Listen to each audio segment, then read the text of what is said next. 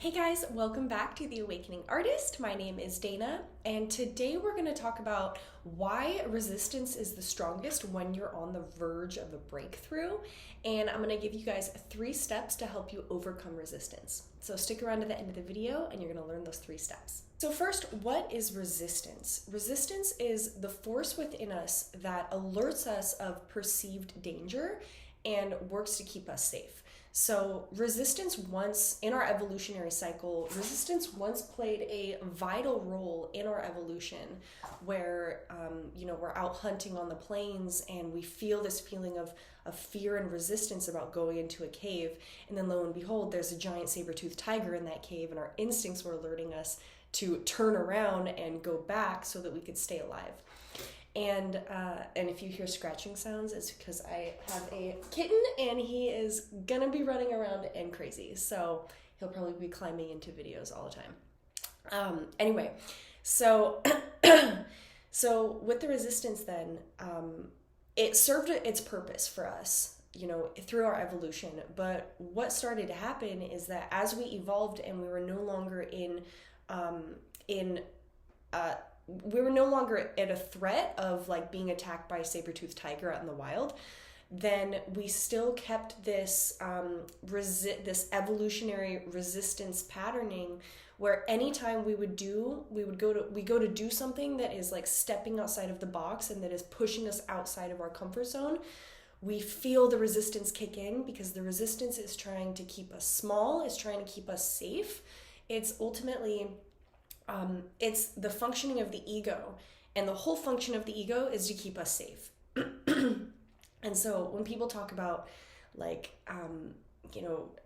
hating the ego or trying to get rid of the ego, it's impossible because it's a part of who we are and it's there to actually keep us safe. So resistance, therefore, is instinctual and it's innate in human nature. But it starts to become a problem when resistance kicks up, when we are going to do something that might be a little scary and like nerve-wracking, but that's ultimately pushing us outside of our comfort zone and leading to a breakthrough. So why does this resistance kick up right when we're on the verge of a breakthrough? And it's because, like I mentioned before, the functioning of the ego and resistance is to keep us safe, to keep us small, to keep us contained. And so when we are breaking through to another layer of ourselves and we are like going into uncharted territory, we're stepping into the unknown, which is necessary for growth and leveling up, then the resistance comes in and is like, oh no, this is scary, this is bad. You're gonna get hurt, you could be lost. What if something happens to you? So this leads us into the first step, which is understanding what resistance is and where it comes from.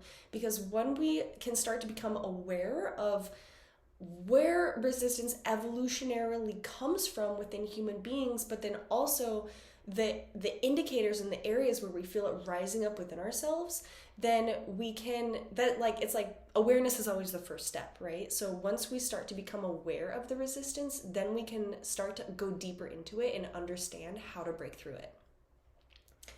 And this leads to the second step, which is do the resistance test and understand what the resistance is trying to tell you. And so what does that mean to do the resistance test? So I did a whole other video on this test with a little guided meditation for you guys, and I'll link that in the description below. But basically, there are 2 types of resistance, okay? The resistance that is alerting us that we are going towards a dead end, that something might not be good for us, that we need to turn around, that there might be a saber-toothed tiger in the cave and we need to walk away and redirect. Or it's trying to tell us, oh my gosh, this thing is really exciting and really out of our comfort zone, and if we keep doing this thing, then we might step into the unknown and who knows what's going to happen. And that's the kind of resistance that we want to break through, and I'm going to talk about that in a minute. But first, it's important to understand which type of resistance is present for you. And to be able to fully understand that, I'm not going to go into it in depth in this video. You can watch the other one for overcoming resistance as well, and really learn how to differentiate those 2 within yourself. But for intents and purposes, we're going to talk about the type of resistance where you're on the verge of a breakthrough. So this leads into the next step, the third step, is how, once we've identified that this is the type of resistance that we don't need to walk away from that we need to move through, then it's like, how do we do that, right? Because, oh my God, allergies. I lived on the West Coast my entire life, and I moved to Texas, and I've never had allergies until now, so bear with me. Anyway, okay, what was I saying? Okay, yeah, so the action steps to be able to break through the resistance, because that's where most people get stuck. Most people get stuck in the feeling of like, oh, the resistance is strong, it's piling up like a mountain, I don't know what it's trying to tell me, I don't know how to break through it, I'm getting overwhelmed, I'm gonna just walk away. And that ultimately, sometimes walking away is what we need, and sometimes it can sabotage us. And so the thing that we want to avoid doing when it comes to overcoming resistance is entering the overwhelm and the burnout stage. Okay, so when we're really trying to overcome our resistance, we might pick up, 10 different activities that we're doing for 5, 6, 7, 8, 9 hours a week that we can feel is like, okay, this is going to be me leveling up into my next self. But then the resistance piles up and we feel resistance towards doing those things, and we're like, fuck, like how do I break through this? How do I keep going? And there's so many things I'm holding myself accountable for that I'm not doing, and then it piles up, overwhelm, and we kind of short circuit. So to overcome this resistance, then we want to take small steps towards the action or the thing that we know we need to do. So for example, if let's see, what's a good example?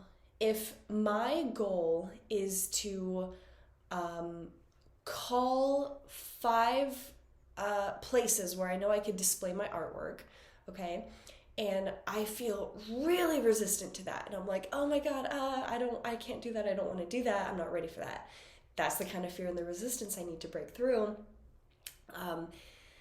And so then what I can do in that situation is be like, okay, maybe I can call one of the places. Maybe I can call one place, I can commit myself to calling one place, and I can just do that today, okay? And that teaches the brain and that teaches the nervous system in the body that, okay, it's safe, you took action towards this thing that scares you and that's bringing resistance, even if it's a little action, it's okay, you didn't die, you didn't get attacked by the saber-toothed tiger, you're good.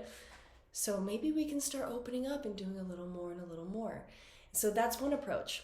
The other approach that I know I tend to go towards a lot is just jump the fuck in and do the thing that scares you, okay? So it's like the easiest way when there's something that like you need to take this next action step, but it's really scary, but you need to do it, and you keep dragging yourself through the mud, resisting it forever and ever and ever, and going in cycles and frustrating yourself. Say for that resistance element for me, for a long time, it was filming YouTube videos. So that's a good example. And finally, I was like, all right, the annoyance and the suffering that I feel within myself of not doing this is way worse than the fear and the feeling of actually doing it. So I'm just going to do it. Or if it, were to come down to calling places to display my work, which I sell my work like online mostly, so I don't really do that, but just an example, then it would be like, for me, I'd probably get to that point of like, okay, I've avoided this enough. Let's just do it. Let's just do the action, knowing that it's going to work out and it's going to open up and it's going to be okay. And it's like, you might have to, drag yourself by the arm to get there sometimes, but it's like taking those action steps, that's what you need to do. Like everything you want is on the other side of fear, and nothing's going to happen if you don't take those action steps, even if they're small. That's okay, but you want to be making that forward movement and that forward action. So the last tip that you guys can use to overcome resistance is to visualize yourself on the other side of having done that thing that you're afraid of, okay? So if you are, like I was using the example of calling places locally to display your artwork, if that's something that's scary to you, sit down and breathe and visualize yourself like hanging up the phone, super excited, having called all 5 places, and all 5 places said yes, they'd love to display your artwork. When can you bring it in? Okay, visualizing the best case scenarios can help to de-arm the nervous system and help us to actually move towards those actions. All right, you guys, thank you so much for being here. Be sure to hit the subscribe button for new creative content each week. And I'm going to link that video to the exercise that you guys can do for resistance below. And I love you, and you guys are awesome, and have an amazing day. Mwah!